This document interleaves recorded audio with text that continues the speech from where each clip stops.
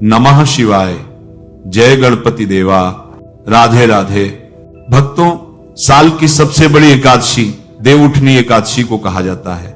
इस साल 2025 में देवउठनी एकादशी पर कई दुर्लभ और संयोग बन रहे हैं। ऐसे में अगर कोई व्यक्ति इस दिन भगवान विष्णु की सच्चे दिल से आराधना करता है तो उसके घर साक्षात भगवान विष्णु और माता लक्ष्मी विराजमान हो जाते हैं, और ऐसे व्यक्ति के घर में कभी भी धन, दौलत और सुख समृद्धि की कमी नहीं आती। ऐसे घर में धन का प्रभाव हमेशा बना रहता है। जिस व्यक्ति के घर पर भगवान विष्णु और माता लक्ष्मी का आशीर्वाद होता है, उस घर के लोग देवउठनी एकादशी पर इस शुभ मुहूर्त में भगवान विष्णु की उपासना करें।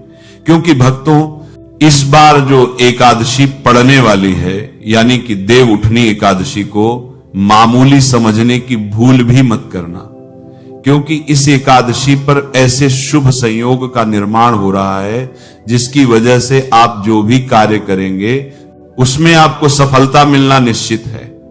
एक तरह से कहा जाए तो जीवन के सभी कष्ट, दुख, दर्द नष्ट हो जाते हैं और सुखों की प्राप्ति होती है। कहा जाता है देवउठनी एकादशी सभी एकादशियों में सबसे श्रेष्ठ मानी जाती है, और इस दिन अगर आप छोटा सा भी कोई उपाय करेंगे, कार्य करेंगे, तो उसे लाखों और करोड़ों गुना लाभ प्राप्त होता है। इस बार देवउठनी एकादशी का यह पर्व महापर्व के रूप में मनाया जाएगा, और इस दिन जो एक चीज आपको जरूर ही कर लेनी है और आपको एक चीज जरूर ही खा लेनी है, पर उससे पहले हम आपको बता देते हैं 2025 में एकादशी का पर्व कितनी तारीख को और कितने समय पर है। सबसे पहले वैदिक पंचांग के अनुसार कार्तिक शुक्ल पक्ष की एकादशी तिथि के दिन देवउठनी एकादशी व्रत का पालन किया जाता है। इस दिन भगवान विष्णु की विशेष उपासना की जाती है। हिंदू धर्म में एकादशी व्रत का विशेष महत्व है। धार्मिक मान्यताओं के अनुसार जो व्यक्ति एकादशी व्रत का पालन करता है उसे सभी प्रकार के कष्ट और दुखों से मुक्ति प्राप्त हो जाती है। बता दें कि प्रत्येक वर्ष कार्तिक मास के शुक्ल पक्ष की एकादशी तिथि के दिन देवउठनी एकादशी व्रत का पालन किया जाता है। इस वर्ष यह व्रत 2 नवंबर 2025 रविवार के दिन रखा जाएगा। इस विशेष दिन पर पूजा पाठ के लिए कुछ शुभ योग का निर्माण हो रहा है। आइए जानते हैं किस समय करें देवउठनी एकादशी पर भगवान विष्णु की उपासना। देवउठनी एकादशी 2025 शुभ मुहूर्त। वैदिक पंचांग के अनुसार कार्तिक शुक्ल पक्ष की एकादशी तिथि 1 नवंबर 2025 को सुबह 9:11 पर शुरू हो रही है और 2 नवंबर 2025 को सुबह 7:30 पर खत्म हो रही है। इस दिन ब्रह्म मुहूर्त और अभिजीत मुहूर्त जैसे शुभ योगों का निर्माण हो रहा है। ब्रह्म मुहूर्त सुबह 4:50 से सुबह 5:41 तक रहेगा और अभिजीत मुहूर्त सुबह 11:45 से दोपहर 12:30 के बीच रहेगा। इन दोनों ही मुहूर्त को पूजा पाठ के लिए बहुत ही उत्तम माना जाता है। एकादशी व्रत के दिन भगवान विष्णु की उपासना अभिजीत मुहूर्त में की जाती है, जो इस दिन सुबह 11:45 से दोपहर 12:30 के बीच रहेगा। इसके अलावा इस दिन सूर्योदय सुबह 6:33 पर होगा और सूर्यास्त शाम 5:36 पर होगा, जबकि चंद्रोदय दोपहर 2:49 पर होगा। इन सभी शुभ मुहूर्तों में पूजा करने से भगवान विष्णु की कृपा विशेष रूप से प्राप्त होती है और जीवन में सकारात्मक ऊर्जा का संचार होता है। आप सभी को यह जानना भी बेहद ही जरूरी और खास है कि एकादशी व्रत का क्या है महत्व। शास्त्रों में एकादशी व्रत के महत्व को विस्तार से बताया गया है। धार्मिक मान्यताओं के अनुसार जो व्यक्ति प्रत्येक एकादशी व्रत का पालन करता है उसे समस्त पाप और कष्टों से मुक्ति मिल जाती है और श्री हरि के चरणों में स्थान प्राप्त होता है। एकादशी व्रत के दिन भगवान विष्णु की विधिवत उपासना करने से रोग दोष इत्यादि दूर हो जाते हैं और धन ऐश्वर्य का आगमन होता है। इस दिन तुलसी की उपासना का भी विधान है। वहीं देवउठनी एकादशी के दिन भगवान विष्णु 4 माह की योग निद्रा से जागृत होते हैं, जिस वजह से इस दिन का महत्व और भी बढ़ जाता है। इसके अलावा इस दिन से मांगलिक कार्य जैसे विवाह, सगाई आदि शुरू हो जाते हैं। जो जीवन में नई शुरुआतों का प्रतीक होते हैं। चलिए अब हम आपको बता देते हैं कि देव उठनी एकादशी के दिन गाय को ऐसी कौन सी चीज खिला देने से व्यक्ति धनवान बन जाता है। इस दिन माता लक्ष्मी और भगवान विष्णु की पूजा की जाती है। मान्यता है कि इस व्रत को करने से पापों का अंत होता है। भक्तों, अगर आप भगवान विष्णु माता लक्ष्मी के सच्चे भक्त हैं, एकादशी का व्रत करते हैं, तो कमेंट बॉक्स में जय हरि विष्णु, जय माता लक्ष्मी, जय गौ माता अवश्य लिखें। इतना ही नहीं, लिखे व्यक्ति को कई तरह के रोग दोष और आर्थिक समस्याओं से भी छुटकारा मिलता है और अक्षय पुण्य की प्राप्ति होती है।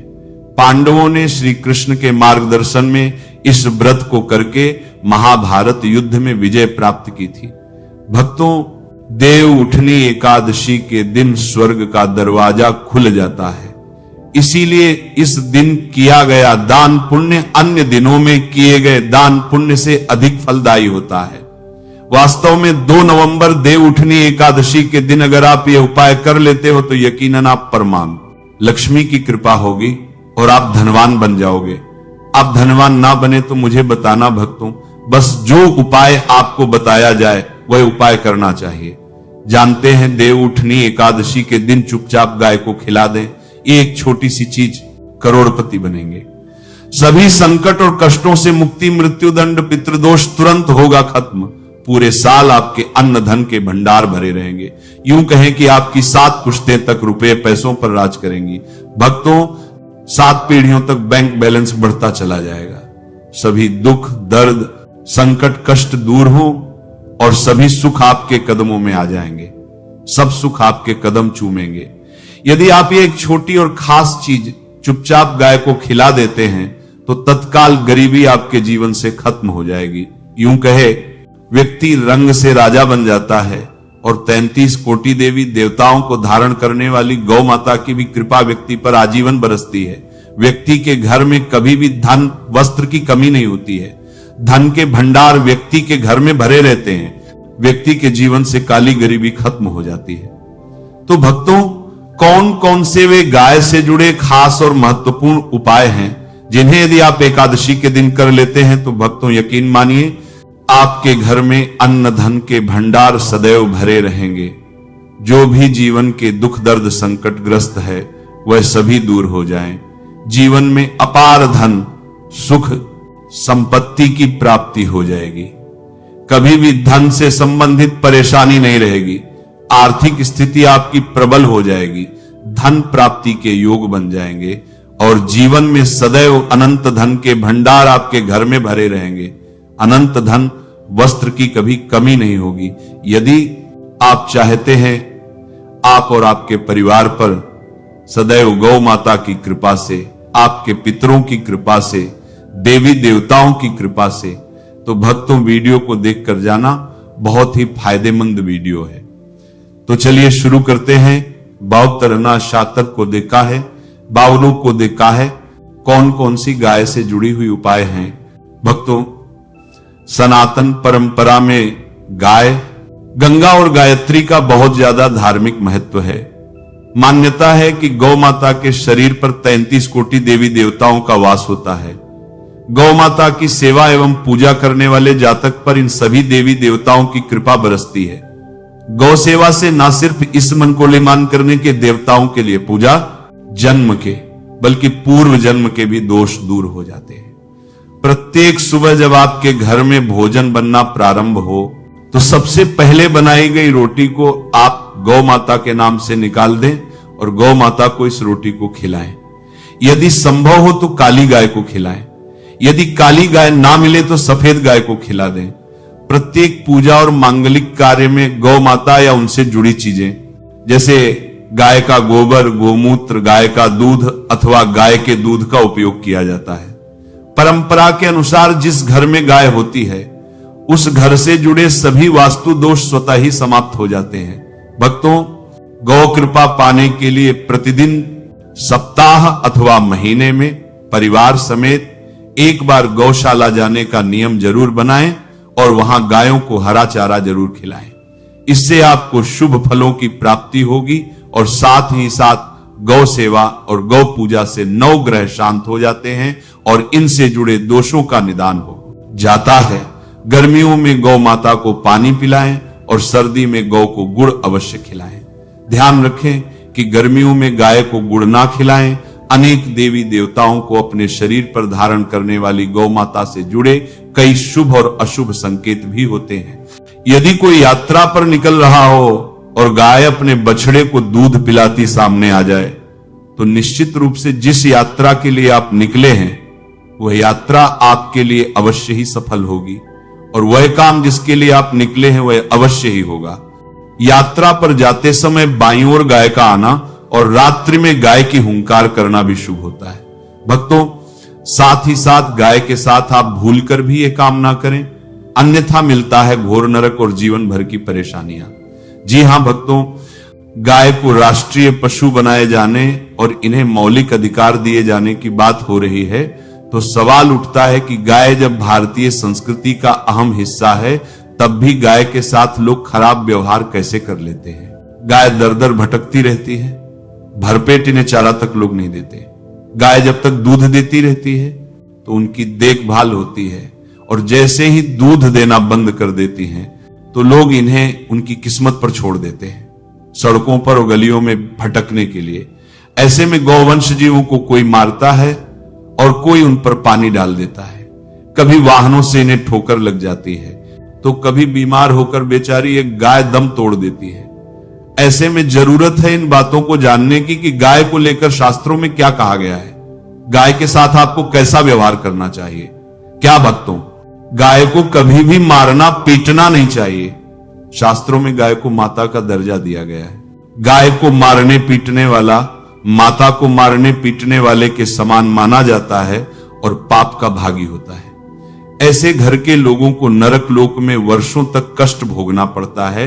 अगले जन्म में पशु जन्म मिलता है। कथा है कि गौतम मुनि ने गलती से गाय को डंडा मार दिया था जिससे गाय की मृत्यु हो गई थी और इस पाप से मुक्ति के लिए वर्षों तक तपस्या करनी पड़ी। भगवान श्री कृष्ण जी ने बैल स्वरूप में आए वृद्धाश्रम का वध कर दिया था जिससे मुक्ति के लिए भगवान श्री कृष्ण को संपूर्ण तीर्थों को एक कुंड में बुलाना पड़ा। इस कुंड में स्नान से वह पाप मुक्त हो गए थे। ये भक्तों, साथ ही साथ जो लोग पानी पी रही गाय को भगाते हैं वे घोर पाप के भागी बनकर नरक भोगते हैं, ऐसा पुराण में बताया गया है। जबकि जो लोग गाय के लिए प्याऊ और चारा बनवाते हैं वह महाभाग्यवान होते हैं। ऐसे लोग घोर पाप से मुक्त होकर स्वर्ग पा जाते हैं और बड़े ही धनवान कुल में जन्म लेकर सुख भोगते हैं। और साथ ही साथ आराम कर रही गाय को कष्ट देकर कभी भी उठाना नहीं चाहिए।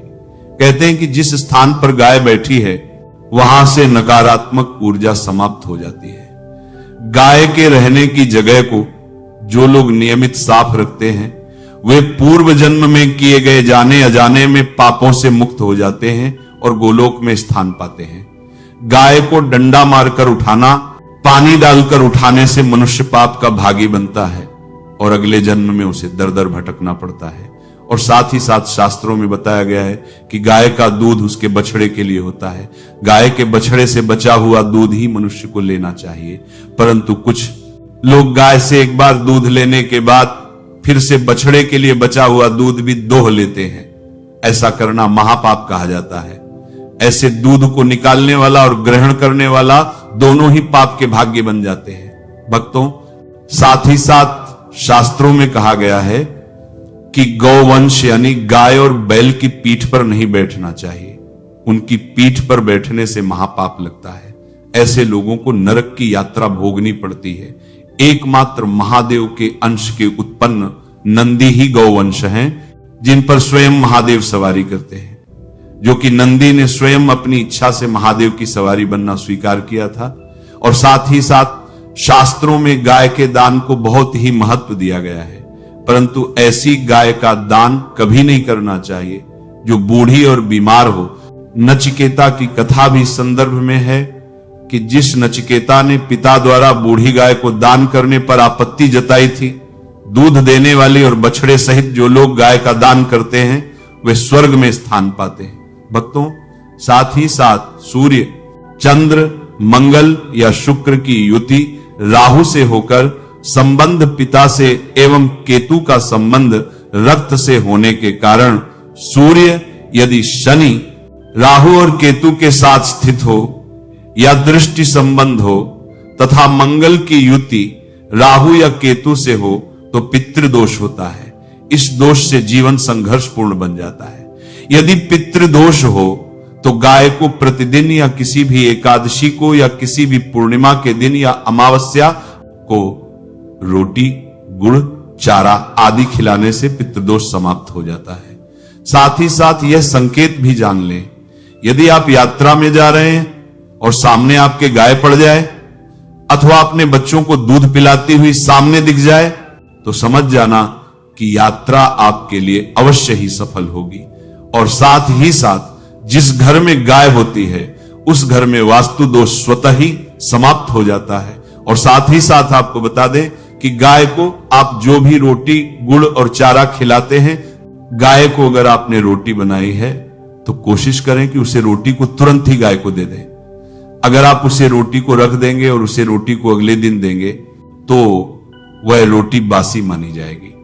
गाय को कभी भी बासी रोटी ना दें, इससे घर में नकारात्मक ऊर्जा वास करती है और जो भी कार्य आपके बनने वाले होंगे वह कार्य भी आपके बिल्कुल भी नहीं बनेंगे।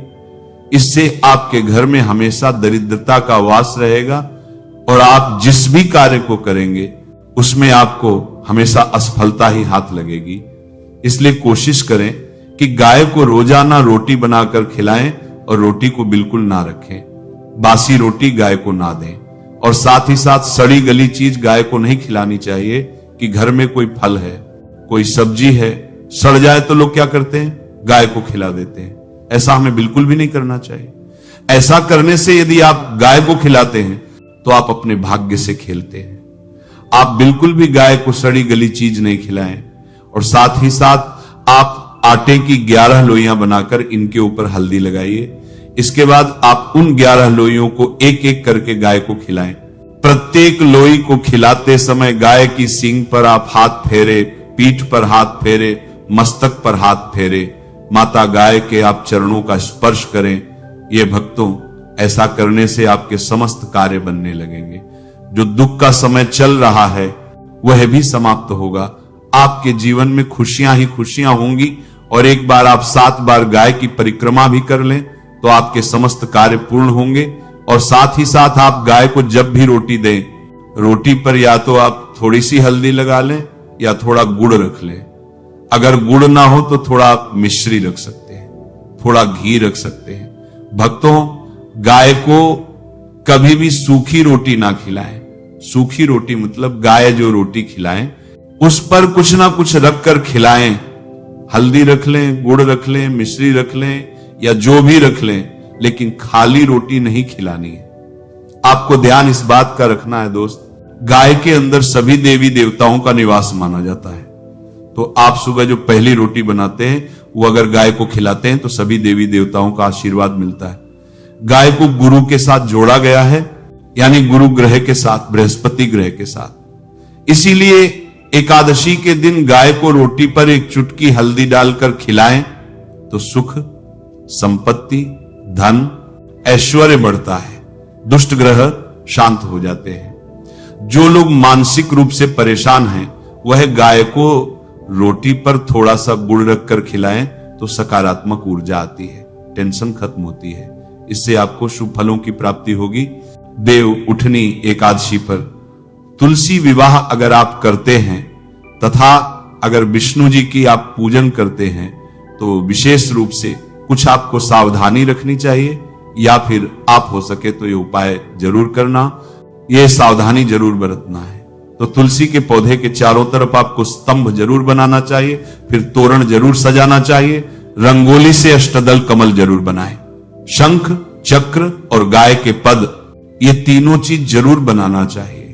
ऐसा माना जाता है कि इस दिन शंख, चक्र और गाय के पद बनाए जाते हैं तो ऐसे घर में भगवान नारायण तथा माता लक्ष्मी स्थायी रूप से वास करती है।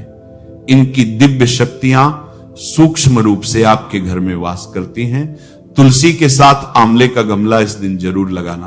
तुलसी के साथ साथ आंवले का भी पूजन जरूर करना, क्योंकि आंवले को भगवान विष्णु जी अर्थात नारायण जी के स्वरूप माना जाता है और तुलसी माता को लक्ष्मी जी का स्वरूप कहा गया है। जिस प्रकार नारायण के बिना तुलसी अधूरी है, उसी प्रकार तुलसी के बिना नारायण भी अधूरे हैं।